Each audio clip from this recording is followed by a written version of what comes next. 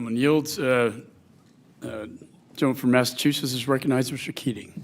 Thank you, Mr. Chairman, and thank you, Mr. Secretary. There's not a hot spot, it seems to me, in the world that you haven't been at since you've assumed this office, and I want to personally thank you for your personal commitment, your family's sacrifice, clearly in the tradition of your late father, for all this work. I want to thank you, too, for your work trying to help Paul Whelan, who will be this month spending his 53rd birthday in a Russian war camp. 4 years wrongfully detained by the Russian Federation and Vladimir Putin. So, Mr. Secretary, I'm holding in my hand a memo, a letter from the Russian Federation dated February 17th, 2022.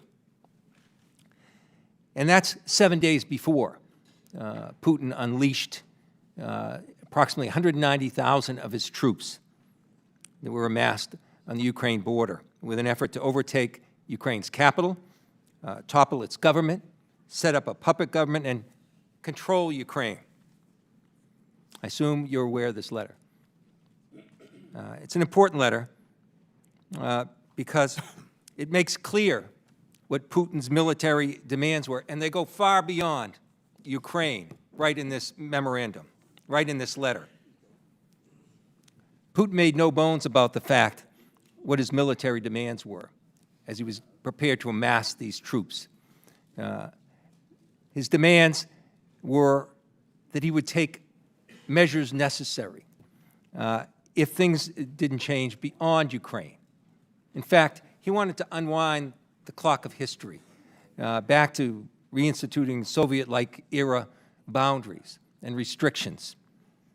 And he wanted to effectively disarm one half of NATO, particularly the areas the most vulnerable in the Baltic states. So here it is, in black and white. And if we fail in assisting Ukraine to defend itself, we know what's next. And we know what the U.S. will honor in its Article 5 commitments, should he do what he's threatened to do here if he didn't have his demands met.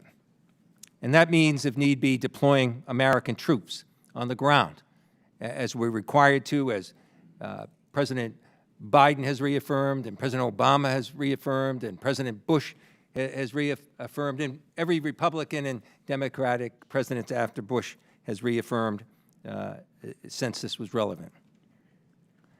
And is it clear to you, Mr. Secretary, that we will do everything we can do to honor those Article 5 concerns, including, if necessary, troops on the ground?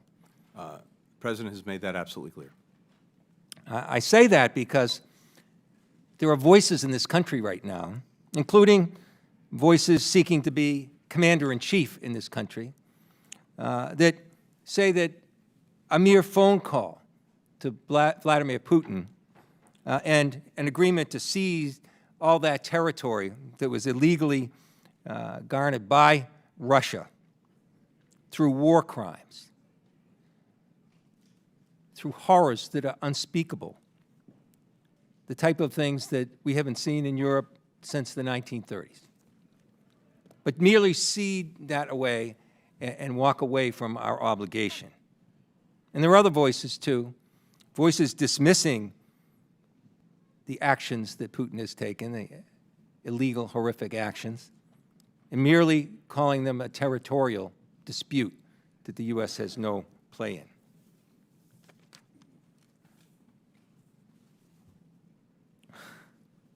We have to be aware of what's next. We have to be aware where we stand in this terrible time in history. We don't stand alone, fortunately, because of the commitment of President Biden and yourself and others to put together a coalition that Putin thought was unattainable because it was necessary. We couldn't win by ourselves. So this coalition is in place. And what stands in our way is it is not just defending Ukraine's interest, not just defending NATO's interest, not just defending Europe's interest, but defending the U.S. self-interest. And that's the point of our involvement in Ukraine. And here it is, in black and white, Putin's declaring exactly what it was. Let's not fail to acknowledge what he himself wants. And I yield back.